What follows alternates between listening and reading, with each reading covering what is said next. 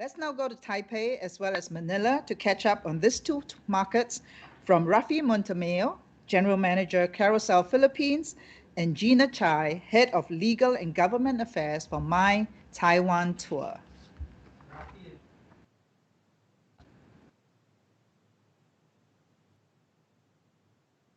Hi, Raffy. Gina, how are you? Mabuhay. Ni hao. So, Raffy, you must be thanking your lucky stars that you're not still in travel because you were in Agoda prior to Carousell.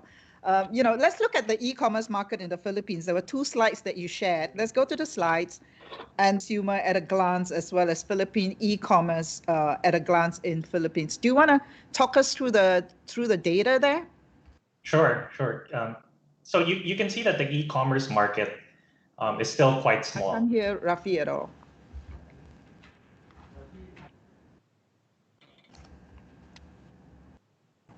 Hello, can you hear me? I can't seem to hear Raffy.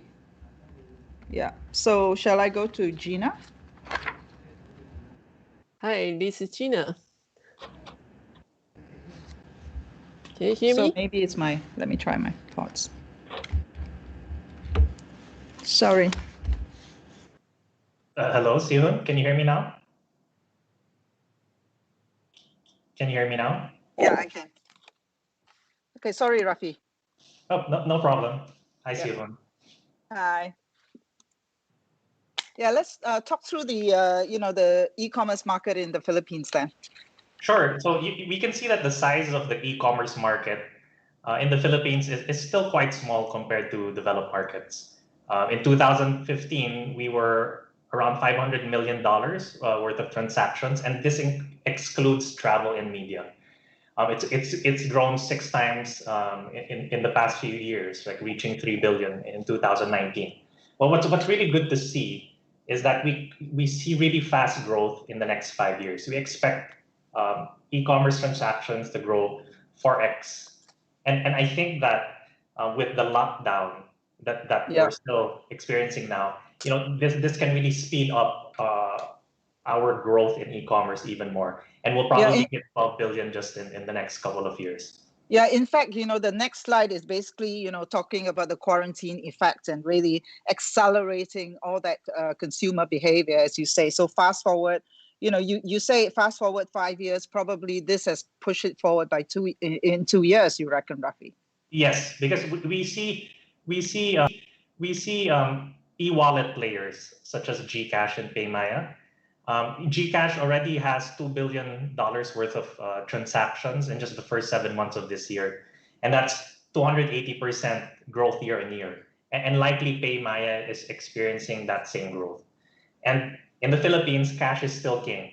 And the fact that these e-wallet players are growing significantly in transactions, plus a lot of consumers are still paying for cash, even if they transact online.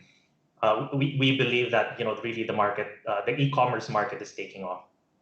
Right, and so clearly we'll come back to how you see that impacting travel, when travel returns to the Philippines, because you're still in a very lockdown situation, and given your experience with Agoda, so we'll come back to you on that. So Gina, Taiwan has a different kind of problem.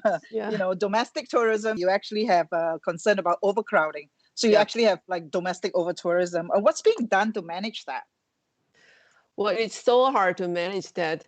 As you know that Taiwan, we used to have, like in 2019, we have like 17 million people like doing the outbound, but now everyone was tracked in Taiwan. So they after like on July 20, June 20, after CDC announced that people actually domestic, they can travel freely, then everyone actually go to all the outdoors like places for travel. So when I see you show the pictures, that is the people taking the boats to Green Island. Green Island actually is a very small island, only have 5.8 square miles. And they only have like 2,000 residents in that small island. But from July 15 to 25, those 11 days, they actually have 60,000 visitors on that islands. You can imagine the terrible things happen. They don't have enough food supplies, drinking water, and the electricities. And the worst thing is also the disposal of the rubbish becomes a problem to the Green Island. So nowadays, the government actually try to persuade everyone that, you should not go there in the weekends or long holidays, but try to, spread that in the weekdays. But, the people travel, the Taiwanese people only do the domestic travel in the week, over the weekends or long holidays. So I don't think the over-tourism things will be solved unless, the border open again. Otherwise, I think the things will continue. We'll see that. Yeah, I think it's a challenge facing, small destinations too, like Singapore, right? Where there isn't a lot of places to go, and yet, everybody can only sort of, travel on the weekends. And so we have places like Sentosa, which you hear from on Thursday, just sort of being inundated over the weekends. And, as head of government and legal affairs, I think you were head of government and legal affairs for Airbnb yes. before MyTaiwanTour. Yes. I wonder if there's some way that, we can sort of actually look at almost re-engineering the weekend and the work week, right? So where not everybody just works Monday to Friday and then there's the weekend rush. And is there a way of flattening the work week so that people can actually then travel? If we are to stay in a domestic world, I mean, those are the kind of problems that need to be solved, no? Yes, correct. So one of my friends actually also have a similar proposal to the government to say, why not, you let people allowed to choose their own weekend. So the weekend is not just Saturday or Sunday. For some company, they can allow their employees actually to take off like Monday and Tuesday, so that they don't have to be, not everyone got to travel and crowded over the weekend. But I think that's got to solve with the labor law and also a lot of other issues. So we don't think that will be easily to manage so fast. But on the other hand, that I think the government also try to urge the people that accept those islands, because why people go to Green Island, go to Penghu, because they can take the flight or boats. It's more like, travel outbound. So now the government encourages, okay, why not? You can choose some also nice places in Taiwan, maybe in the mountains or in the beach, but you don't have to, take the boat or fly, so that, the people won't go to the small islands and they're so crowded. Yeah. Sure. I mean, Raffy, Philippines is still in lockdown, basically one of the toughest lockdowns, actually. Boracay had that problem last year, remember? And the government's kind of closed that island for 6 months. So maybe it's getting a really good break now. How do you see the change in e-commerce right now, the acceleration impacting travel when travel returns? Well, I think with the lockdown really driving many Filipinos to buy everything they need online, I think the way to reach consumers or travelers now is going to be very heavily online skewed. Traditional media was already on a decline the past few decades, but now really nobody's listening to the radio because people are working or studying from home. People are not buying physical newspapers or magazines because they want to minimize the physical items that they get from outside, because they're trying to stay safe. So really everybody's going to be online and people are going to be really spread out. There are different marketplaces that are available where people are really heavily consuming content and shopping. And so, the way that online travel agencies and other online travel partners, the way they used to spend heavily on Google PPCs and Facebook ads, may not work as well with more money going online, right? They need to start looking at targeted ways of reaching consumers, so that once travel is allowed again, they're right there with them and staying present in their minds. Okay, and Gina, we heard from Kien of Vietnam earlier, and we talked about local travelers, like even in China where the business is back, but the yields are lower, right? So, but he said that, he kept his pricing down. It was only 25% down and, local was still buying. So, you're helping companies like MyTaiwanTour sort of pivot to more domestic and creating higher quality experiences. So this is part of a general move, right, by Taiwan industry to kind of have higher quality tourism. Is that right? Is that happening? Yes, that's correct. So except MyTaiwanTour, they are also interested in some hotels, especially hotels in Taipei. They actually try to, combine their services with some like high quality local tour, so that the people will come from outside of Taipei and visit Taipei and willing to stay in the hotels in Taipei.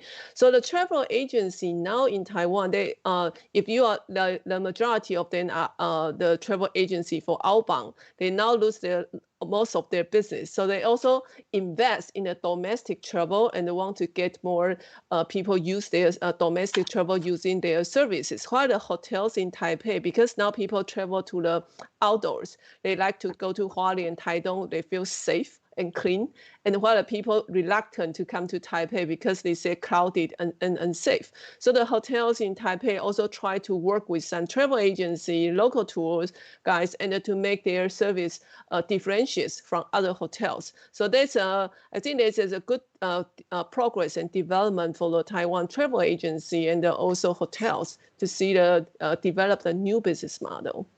Right, but clearly, the trend that we're seeing elsewhere, like we're seeing in Japan and Korea, is really towards the smaller accommodation and private accommodation. And given your past experience with Airbnb, are you seeing a similar trend in Taiwan as well, with people preferring private accommodation?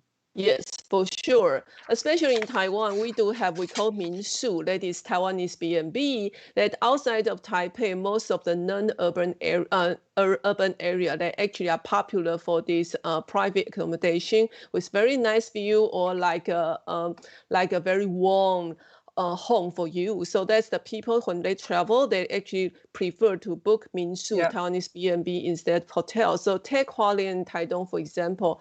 I know the business, the Minshu Trade Association, they say their business actually grow more than 20% in the past 2 months compared with 2019. Yep. Right. So Raffy, I mean, for you as a consumer, which travel brand has done a good job of sort of making you feel like you really sort of when you can travel again? Which travel brand has done a good job engaging with you as a consumer? Wow. I'm biased towards Agoda, so I would say Agoda, but I think it's quite difficult in the Philippines because people have been not thinking about travel for such a long time. So engagement typically happens right now on emails. So it's really the resorts themselves, working with credit card partners, for example, where I'm seeing a lot of really attractive offers all the way to December 2022. Right. So I've seen the hotels themselves being quite aggressive and really trying to help with, build their cash flows over this crisis. Right. I mean, in all markets, one of the things that we've said is that as soon as people can, you just see an immediate surge in, travel. Do you anticipate that to happen in the Philippines, or are people just so, nervous now? Are we going to see that same pent-up demand come up in Philippines? So I think there'll be an initial pent-up demand once domestic travel is really a lot more safe, or at least in people's minds, like they perceive it to be safe. But I think it's really going to be when the vaccine is approved and rolled out to majority of the Philippine population. I think that's when we'll see the boom in travel once again. Okay, so we have a question for you, Raffy. It's saying we are seeing waves of OFWs repatriate home to Philippines. With the fall in remittances that is key to the Philippine economy, how do you foresee the spending behaviors of Filipinos in the near midterm? So in the short term, it's really problematic. A lot of people have lost their jobs, especially overseas Filipino workers or OFWs. So they don't have that spending power. So we're seeing people hold on to cash more and holding off on large purchases. But the thing is, there's really there's going to be this pent up demand for houses, for cars, and for just general goods. But it's just that we need the pandemic to be over, and once that's over, then I think we'll see it skyrocket. But when it comes to essential goods, that hasn't been a problem. We see that continuing to boom online right now. All right. So a lot of sort of, Carousell is clearly having a breakout moment during this pandemic as well. So we're going to wrap up with rapid fire. Gina, if I were to ask you, so if Taiwan is to establish its first green lane, who will it be with? I will say Japan. Okay. Raffy, live streaming or videos? Videos, especially on YouTube. I'm a big fan. Okay. And Gina, first place I wish to travel to when I can. You, when you can. Oh, I will come back to Singapore for sure. We look forward to welcoming you. And Raffy, same question. I would say Tokyo. I would say Tokyo, Japan. I can't wait to eat a lot of sushi again. Well, thank you very much, Raffy and Gina. Update from two important markets in Asia, both at very different spectrums. Thank you so much. Yeah, thank you.